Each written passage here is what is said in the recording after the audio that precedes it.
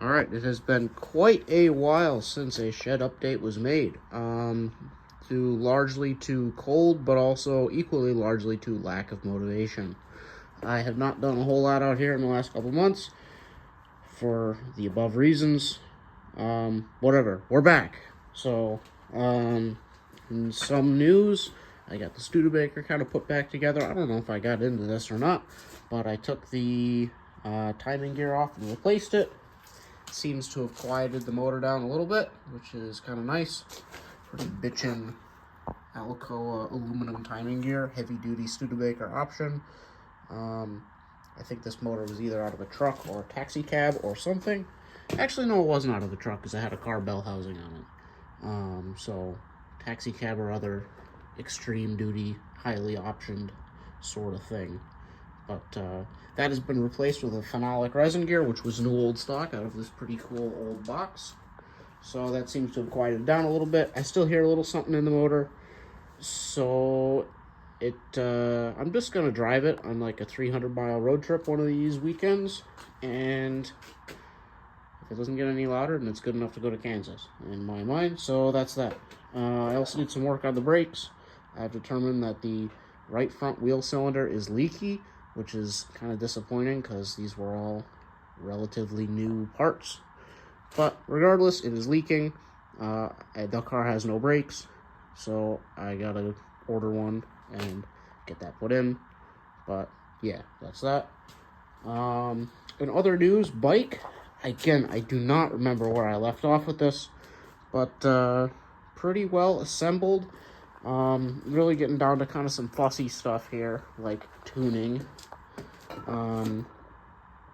Yeah, all the wiring is pretty much done.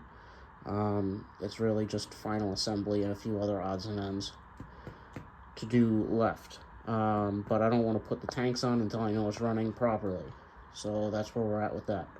But it does run. It does seem to make oil pressure. It runs decent. It doesn't really like running off choke. But, I'll fire it up for you guys. Yeah, so got Mr. Fuel. For those who remember, Mr. Fuel, pretty bitchin'. Orange candy paint job. I spent way too much time on this, but regardless, got it all hooked up, all plumbed. Got fuel, okay. Let's see here. Give it a little squirt of gas, a little bit of throttle, ignition. Come on.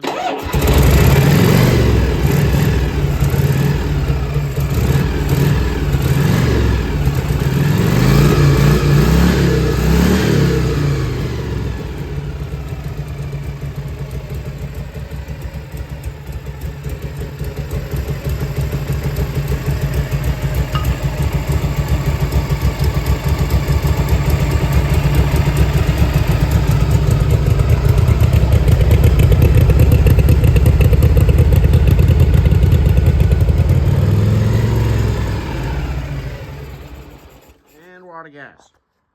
So yeah, that's that. So a little bit of tuning left. Not entirely sure what's going on. Might be a vacuum leak. It's kind of hard to tell because, well, maybe I can put a vacuum gauge on it. There's this little port here. I might be able to do that. That'd be kind of cool. I don't know what vacuum reading would be on this though, because it's a twin cylinder and it kind of idles rough. So unsure, but that's what's going on. But yeah, runs. It makes enough oil pressure to make the light go off. And when I first got it running, I fired it up and the lifters were all noisy because they hadn't pumped up. And it made enough oil pressure to pump the lifters up and make them quiet. So fingers crossed that it makes enough oil pressure, period. It should with a brand new oil pump. Because again, that was the reason why this bike was parked. Low oil pressure.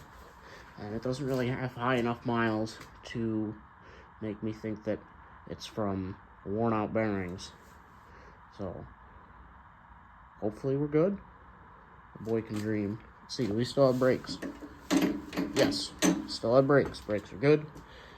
Yeah, so now is time for me to start seriously considering getting my motorcycle license and permit and whatever, because we are getting close. So I got to do some fiddling with this carburetor. Maybe I'll call over one of my friends to put 2 brains on it. Maybe get a little bit done. We will see. But that is what's going on here. So, future projects, it is, let's see, almost mid-March. Pretty crazy to think. So I got to get hustling on this stuff to get this going. Yeah, Studebaker, got to get that put together. I want to get the oil gauge and the, let's see, oil, amp, and vacuum gauge. Those under the dash. I want to get those hooked up. I made a cute little wiring harness.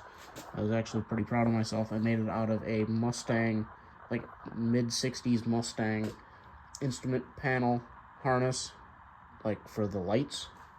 And I wrapped it all up in tape, and it was all cute, and I plugged it into the back of the light switch. So nice little auxiliary, non-invasive plug-and-play sort of deal, like a year ago. And I never made any of the gauges functional. So they light up and they look pretty, but they don't work. So got to do that. And I have all the materials. I've got copper line for the oil pressure because it's a mechanical gauge, which makes me happy. I've got vacuum line for the vacuum gauge, and I've got wires for the amp gauge.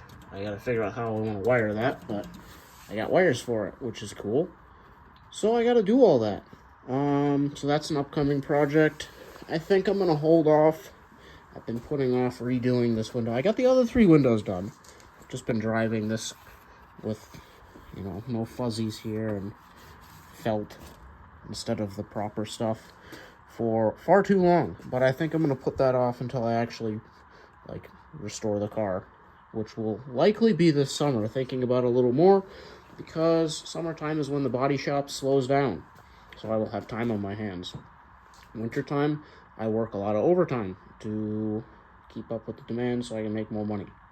But I think, assuming I don't have a life-ruining house project on my hands, I think Lark restoration will be this summer. In other news, Buick has been doing great. Buick will be getting a down and dirty quick splash in probably this month, actually, which is kind of crazy. Once they take the salt off the roads, Buick will be getting a down and dirty splash with, where is it? I don't know where it is. My 2 gallons of Nason Fast Dry blue metallic enamel. So that'll be fun. But, yeah, those are upcoming projects. But, more as more happens. I'd like to be out here increasingly now that it's starting to get a little warmer. So, until next time.